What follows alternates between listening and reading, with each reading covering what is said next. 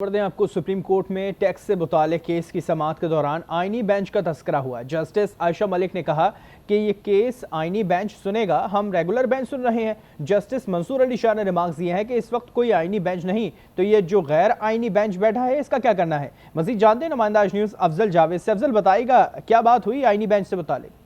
हाँ जी, देखें, जस्टिस मंसूर अली शाह की सरबराही में 3 रुकनी बेंच ने जो टैक्स से मुतल्लिक केस है उसकी समाअत के दौरान समाअत जो आईनी बेंच का तस्करा किया गया, उस पर जस्टिस मंसूर अली शाह का कहना था कि इस वक्त कोई आईनी बेंच नहीं है और ये जो गैर आईनी बेंच बैठा है इसका क्या करना है। उनका ये भी कहना था कि जब तक आईनी बेंच नहीं बैठेगा क्या हम गैर आईनी है।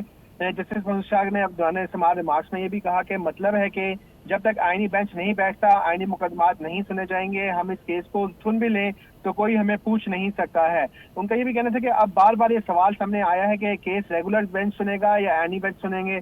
अगर हम इस केस का फैसला कर भी देते हैं तो क्या होगा। चलें, अगर हम ये फैसला खुद भी कर देते हैं तो हमें कोई रोकने वाला नहीं है। जैसे मंसूर शाह का ये भी कहना था कि आईनी मुकदमात जो है रेगुलर बेंच नहीं सुन सकता है।